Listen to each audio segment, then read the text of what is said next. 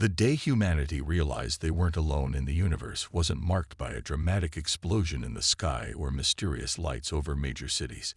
Instead, it began with silence, the complete and sudden cessation of all satellite communications across Earth. Dr. Sarah Chen, lead astronomer at the Mauna Kea Observatory, was the first to notice the massive objects decelerating into high Earth orbit, their heat signatures unlike anything human technology could produce. Within hours, every astronomical facility on the planet had confirmed it. 7 enormous vessels, each larger than Manhattan, had taken position around Earth's equator. The world held its breath, waiting for either destruction or salvation. The message, when it came, was transmitted simultaneously to every screen and communication device on Earth. The being that appeared was humanoid but clearly alien, its iridescent scales shifting colors as it spoke, 4 eyes blinking in an unsettling rhythm. People of Earth, I am High Commander Vexthor of the Zenith Collective. Your world has been selected for resource extraction and colonization. Your species has shown remarkable resilience and adaptability, qualities the collective values. Therefore, we offer you a choice. Surrender peacefully and be integrated into our workforce, or resist and face extinction. In the United Nations emergency session, Secretary General Maya Patil maintained her composure as she read the full list of Zenith demands. They wanted Earth's water, minerals, and most importantly, its biological diversity. Humanity would be relegated to designated zones, serving as labor for their new overlords. But in a secure bunker beneath the Swiss Alps, Dr. Elena Rossi allowed herself a small smile as she reviewed the Zenith ship's energy signatures. Just as we predicted, she muttered, comparing the readings to theoretical models her team had developed over the past 15 years, since finding the artifact. The artifact, a small piece of technology discovered in the Mariana Trench 2 decades ago, had changed everything. While the world worried about climate change and political tensions, a select group of scientists and military leaders had been preparing for this exact scenario. Colonel David Zhang, commander of the supposedly defunct International Space Station, received the encrypted message he'd spent his entire career waiting for. Operation Nightshade is a go. His research station began powering up systems that no public record acknowledged existed. The Zenith Collective had given Earth 72 hours to respond to their ultimatum. They expected fear, panic, and eventually submission. Instead, they got Dr. Chen's response, broadcast on the same frequencies they'd used to deliver their threat. High Commander Vexthor, humanity acknowledges your message. We request a face-to-face meeting with your representatives to discuss terms. We propose neutral ground, the dark side of the moon. In their ships, the Zenith commanders laughed at the primitive species' attempt at diplomacy. Their scans showed no human presence on the moon, no capability to even reach it in the time given. They agreed, if only to demonstrate their superiority before crushing humanity's spirit completely. What their scans didn't show was the network of tunnels beneath the lunar surface, built in secret over the past decade. They didn't detect the quantum-shielded facilities that housed humanity's real space program, or the weapons developed by studying the artifact's impossible technology. As Dr. Chen prepared to board the shuttle that would publicly launch from Kazakhstan, a decoy mission, she thought about how the Zenith's arrogance would be their downfall. They saw what they expected to see, a primitive species taking its first steps into space. They never thought to look deeper, to question why Earth's official space programs seemed so basic, so unambitious. In lunar orbit, High Commander Vexthor's personal shuttle approached the designated meeting point, escorted by 4 warships. Their sensors showed a single small human craft approaching from Earth, exactly as expected.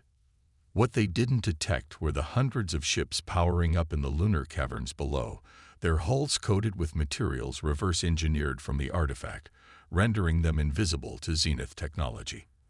They didn't notice the weapon platforms disguised as space debris, waiting for the signal to activate. Dr. Chen's shuttle approached the meeting point, carrying humanity's response to the Zenith ultimatum. But it wasn't surrender documents in her briefcase. It was the activation codes that would launch Operation Nightshade, humanity's calculated response to a threat they'd spent 20 years preparing for. The Zenith were about to learn that humanity's greatest strength wasn't their technology or their resources. It was their ability to unite and prepare in secret to turn apparent weakness into calculated advantage. And, most importantly, their unwavering determination to remain free. While Dr. Chen's shuttle made its way to the diplomatic rendezvous, Operation Shadow Protocol was already in motion. Deep beneath the Pacific Ocean, in a facility known only as the Trench, Dr. Elena Rossi initiated the final phase of humanity's 2-decade-long preparation. The artifact that had started it all floated in a containment chamber before her, its crystalline surface still shifting and flowing like liquid metal after 20 years of study. They'd found it by accident. A deep-sea mining operation stumbling upon what they initially thought was a peculiar geological formation. But when the artifact had interfaced with their mining equipment, broadcasting a single message in hundreds of alien languages, everything changed. They will come. They always come. That warning had set in motion the most extensive secret project in human history. While the world's governments publicly bickered and competed in space, privately they pooled resources and knowledge. The International Space Program was a carefully crafted facade. Each failed launch, each modest satellite, designed to paint a picture of a species barely reaching for the stars. In reality, those failed launches had carried materials and personnel to the Moon, Mars, and the asteroid belt. Each experimental satellite was a weapons platform in disguise. The real space program operated in the shadows, guided by insights gleaned from the artifact. Colonel Zhang's voice crackled over the quantum-encrypted comm system. Lunar Base Omega reports all systems green. Weapon platforms are in position. We're ready to spring the trap. Dr. Rossi studied the holographic display showing the Zenith fleet's position. Their ships maintained their perfect formation, their arrogance evident in their lack of defensive screening. They still haven't detected anything unusual. No, John replied. The quantum shielding is working exactly as the artifact showed us it would. They're completely blind to our preparations. The artifact had been more than just a warning. It was a repository of technological insights from civilizations that had faced the Zenith before. Some had fought and lost. Others had submitted and been enslaved. But each had left behind pieces of knowledge, waiting for a species clever enough to find them and strong enough to use them. In a hidden facility beneath the Atacama Desert, General Isabella Martinez watched as her teams loaded specialized ammunition into railguns. The projectiles, developed using principles learned from the artifact, were designed to bypass Zenith shields completely. Traditional military forces across the globe were mobilizing too, but not in the panicked response the Zenith expected. Every movement was choreographed, each unit knowing its real role in the coming conflict. On the diplomatic shuttle, Dr. Chen reviewed the data streaming to her secure tablet. The Zenith ships were exactly where they needed them to be. Their formation, designed to intimidate, had actually placed them in perfect position for humanity's counterstrike. She allowed herself a small smile. The alien psychological warfare was about to backfire spectacularly. The artifact had taught humanity another crucial lesson. The Zenith Collective's greatest weakness was their absolute confidence in their technological superiority. They never expected primitive species to have weapons that could harm them.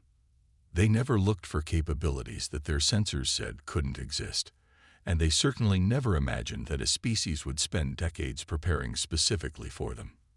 In orbit around Mars, Commander Aisha Patel powered up the engines of her ship, the Shadow of Terra. Her vessel was one of hundreds hidden throughout the solar system, their hulls coated with metamaterials that made them appear as nothing more than space rocks to Zenith sensors. Her crew, like all the others, had trained for years in complete secrecy, learning to fight an enemy that didn't know they existed. All ships maintain position, she ordered. Wait for the signal from Lunar Command. The Zenith shuttle was approaching the meeting point now. High Commander Vex Thor had brought 4 of his most intimidating warriors, their biosuits designed to tower over the human representatives.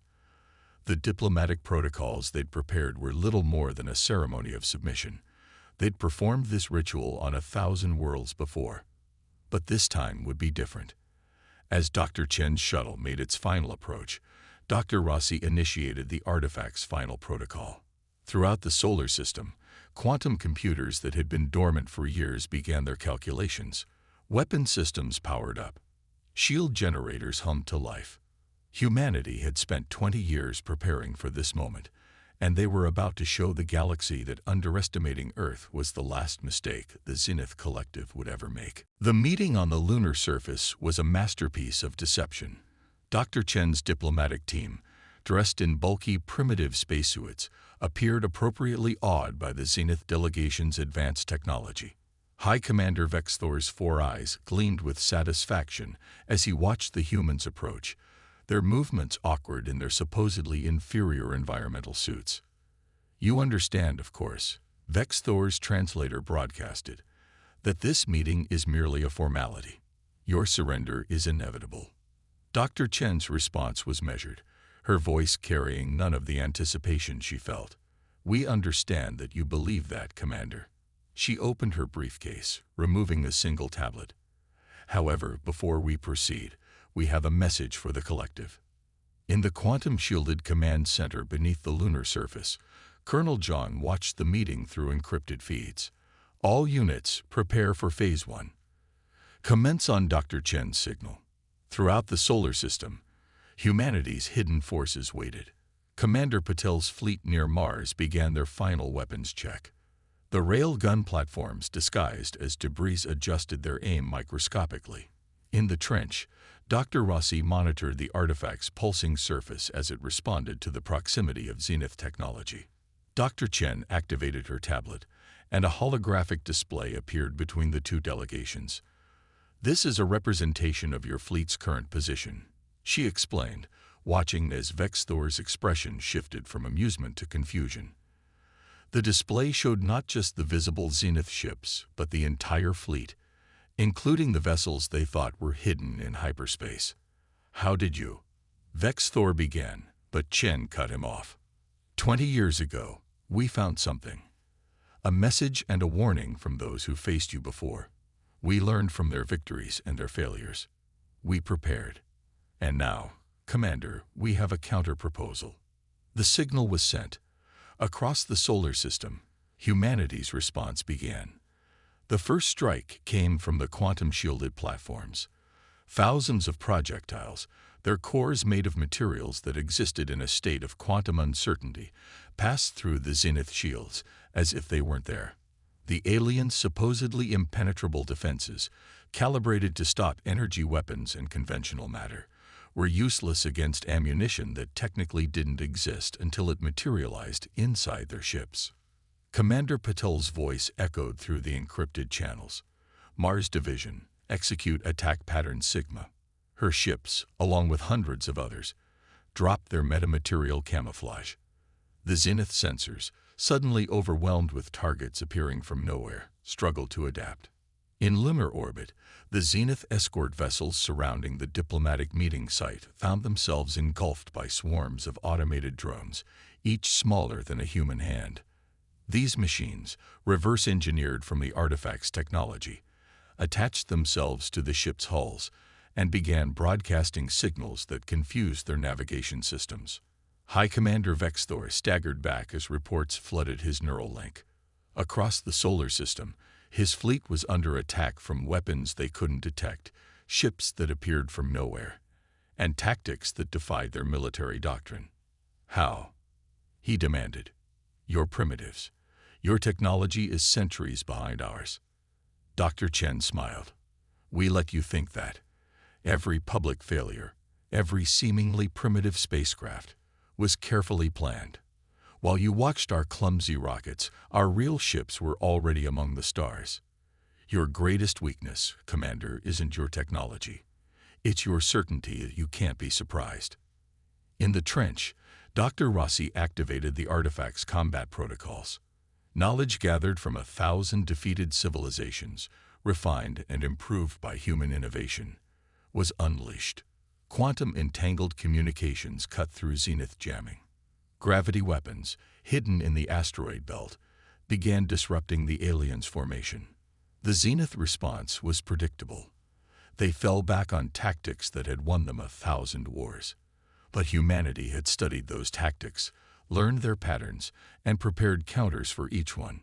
When the zenith ships tried to regroup at predetermined coordinates, they found quantum mines waiting. When they attempted to call reinforcements through their faster-than-light communications, they discovered their signals were being redirected into void space. General Martinez's voice came through the command channel. Ground-based defenses report multiple zenith landing attempts, all repelled. Their ground forces are finding out why you don't invade a planet whose inhabitants have had 20 years to prepare. The zenith military had never faced an enemy who knew their playbook in advance. They had never encountered a species that had turned their own arrogance into a weapon. As their formations broke apart under attacks from weapons they couldn't detect, ships they couldn't track, and tactics they couldn't predict, the terrible truth began to dawn on them. They hadn't discovered Earth. Earth had been waiting for them. In lunar orbit, Dr. Chen watched as the zenith escort vessels fell into chaos. "Your species has conquered 1,000 worlds, Commander," she said to Vex Thor. "But you never considered that one of them might learn from the other's defeats. You never imagined that a primitive species might spend decades preparing specifically for you." The first phase of humanity's counterstrike was complete. The zenith fleet was scattered, their communication lines were severed, and their tactical doctrine was in shambles. But this was just the beginning. The real battle for Earth's freedom was about to begin, and humanity had many more surprises waiting. The battle for Sol began in earnest as the Zenith Collective's main fleet emerged from hyperspace. Thousands of warships, summoned by desperate distress calls, appeared at the edge of the solar system. Their arrival was meant to crush any hope of human resistance. Instead, it marked the beginning of humanity's true strategy. Commander Patel, watching from her command post near Mars, smiled grimly. They took the bait. All ships, execute Operation Labyrinth. The Zenith fleet advanced into the solar system in an attack formation that had conquered galaxies. But the solar system they entered was not what their scanners showed them. Years of preparation had turned the entire system into a battlefield of humanity's design. Dr. Rossi's voice came through the quantum network. The artifact's predictions were perfect. They're following the exact response patterns we expected. In the trench, she monitored as the artifact pulsed with increasing intensity, its surface reflecting the chaos unfolding above. The Zenith's first surprise came at the Kuiper Belt. What their sensors showed as random debris was actually a complex network of gravitational manipulators. As their fleet passed through, the devices activated. Entire squadrons of Zenith ships found themselves caught in artificial gravity wells, their formations shattered. Colonel Zhang coordinated the response from Lunar Command, launched the swarm. From hidden bases across the asteroid belt, millions of autonomous drones emerged. Each one carried a quantum warhead, a weapon that didn't just damage its target, but temporarily removed it from normal spacetime. The Zenith commanders fought according to their doctrine, responding to each threat with predetermined tactics. But humanity had spent 20 years studying those tactics, preparing counters for every strategy. When the Zenith deployed their energy shields, human ships fired phase-shifted projectiles that ignored them completely. When they launched their automated fighters, they found themselves opposed by AI systems that had been specifically programmed to exploit their weaknesses. In Earth orbit, General Martinez watched as the space around her planet became a graveyard of Zenith technology. "They still don't understand," she commented to her staff. "They think this is a war. It's not. It's a trap 20 years in the making." The Zenith's greatest weapons proved useless against human countermeasures. Their planet killer bombs were caught and contained by gravitational fields reverse-engineered from their own technology. Their faster-than-light missiles found themselves emerging in empty space, their targeting systems confused by quantum decoys. High Commander Vexthor, now trapped aboard his diplomatic shuttle by human forces, watched in horror as his mighty fleet was systematically dismantled. "Impossible," he whispered. "You're savages. Primitives. How can you have weapons that match ours?" Dr. Chen, who had remained to observe his reaction, answered calmly. "We don't match your weapons, Commander. We surpass them. While you relied on the same tactics that worked 1,000 times before, we created new ones. While you trusted in your technological superiority, we learned to turn that trust against you." The battle spread across the solar system. Near Saturn, Commander Patel's forces emerged from hiding within the planet's rings, their ships coated in metamaterials that had kept them invisible for years. They struck at the Zenith fleet's supply lines, using the gas giant's massive gravitational field to amplify their weapons' effects. From bases hidden beneath the surface of Mercury, humanity's thermal weapons platforms activated. They had spent decades absorbing the sun's energy, storing it for this moment. Beams of concentrated solar plasma, guided by quantum computers, cut through Zenith ships with devastating precision. But the true turning point came when Dr. Rossi activated the artifact's final protocol. The crystalline object, which had guided humanity's preparations for so long, revealed its ultimate purpose. It began broadcasting on frequencies that the Zenith had thought impossible to access, frequencies they had used for ship-to-ship communication for millennia. Across the battlefield, Zenith ships began receiving new data. Tactical information from every species they had ever conquered, weaknesses in their systems that they had never patched, flaws in their strategies that they had never addressed. Their own technology turned against them, their secure networks compromised by protocols older than their empire. "You see, Commander," Dr. Chen explained to Vexthor, "we didn't just prepare our defenses. We learned your history. Every species you conquered added to our knowledge. Every victory you celebrated taught us another of your weaknesses. The artifact wasn't just a warning. It was a legacy from all those who came before us, waiting for someone clever enough to use it." The battle for Sol raged on, but its outcome was never in doubt.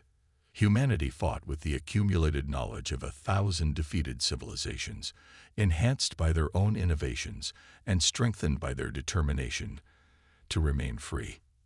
The Zenith Collective, for the first time in their long history of conquest, found themselves facing an enemy who had turned their greatest strengths into fatal weaknesses. The defeat of the Zenith Collective's main fleet marked the beginning of the end, but humanity wasn't finished. As the remaining Zenith ships retreated in disarray, Dr. Rossi made a discovery that would change everything. The artifact, still pulsing with energy in the trench, had begun displaying new information. Coordinates. They're not just random locations, she explained to the Emergency Council. They're the positions of every world the collective has conquered. Every slave species, every occupied planet, we have their exact locations. Dr. Chen, who had returned from the lunar surface, understood immediately. It's not just a weapon or a warning system. It's a key to liberation. The council chambers erupted in debate. Humanity had won their freedom, but now they faced a greater question: what to do with their victory. The coordinates offered an opportunity and a responsibility that no one had anticipated. Commander Patel's voice came through the quantum link from her position near Jupiter. "We knew this wasn't just about Earth. The artifact chose us for a reason. Every species that came before us contributed to our victory. We owe them." The decision was unanimous. Operation Starbreak began within hours. Humanity's fleet, battle-tested and proven superior to Zenith technology, split into task forces. Each group targeted a different occupied world, using the artifact's data to bypass Zenith defenses. The collective, still reeling from their unprecedented defeat at Earth, found themselves fighting a war on 1,000 fronts. Colonel Zhang led the first liberation fleet to Proxima Centauri's third planet. The inhabitants, a species enslaved for 3 centuries, watched in awe as Zenith ships fell from their skies, disabled by weapons they had never imagined possible. When human ships landed, bringing both freedom and the knowledge to maintain it. Centuries of oppression ended in a single day. The pattern repeated across the galaxy. Each liberated world received not just freedom, but the means to defend it. Humanity shared their quantum-shielded technology, their gravity weapons, and most importantly, the knowledge of how to resist Zenith control. High Commander Vexthor, now a prisoner aboard the Shadow of Terra, watched through the ship's viewing ports as his empire crumbled. Why? He asked Dr. Chen during one of their conversations. You could have simply defended your world. Why risk everything to help species you've never met? Because that's what makes us human, she replied. We don't just fight for ourselves. We fight for everyone who can't. The artifact didn't choose us for our technology or our military prowess. It chose us because we would never stop at just saving ourselves. In the trench, Dr. Rossi made another breakthrough. The artifact wasn't just a repository of tactical data. It was a key to a network of similar devices, hidden on worlds across the galaxy. Each one contained different pieces of knowledge, different technologies, different hopes preserved by ancient species who had fought the collective. General Martinez, coordinating the liberation efforts from Earth, received reports from across the galaxy. The Zenith Collective's hold on power wasn't just breaking, it was being systematically dismantled. Each freed world joined the effort, adding their own knowledge and resources to the campaign. But the greatest discovery came 3 months into Operation Starbreak. On a world at the edge of known space, Commander Patel's task force found something extraordinary. Survivors of the species that had created the artifacts. They had hidden themselves away, waiting for a species with both the capability and the compassion to use their legacy as it was intended.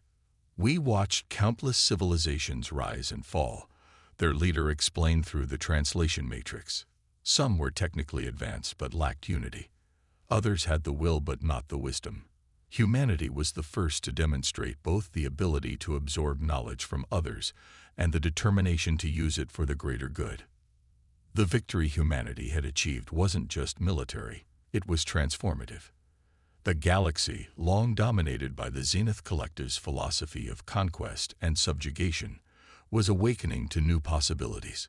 Former slave species formed alliances, sharing knowledge and resources. Trade routes replaced invasion corridors.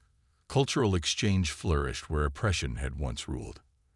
Earth, once considered a primitive backwater by the collective, became a symbol of hope. The human approach to resistance, combining innovation with cooperation, technology with determination, became a model for emerging civilizations. Dr. Chen, standing in the newly established Galactic Council chamber, reflected on how far they had come. The artifact that had started everything now sat in a place of honor, its surface still shifting and flowing, but now pulsing with the combined knowledge of thousands of freed worlds. We thought we were preparing to defend our world, she told the assembled representatives from across the galaxy. Instead, we were preparing to change the universe. The stars are no longer a source of threat. They're a promise of what we can achieve together. The age of the Zenith Collective was over.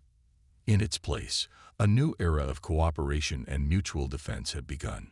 Humanity had not only survived their trial by fire, they had transformed it into an opportunity for universal liberation. The galaxy would never be the same, and the stars themselves seemed to shine brighter in the light of freedom.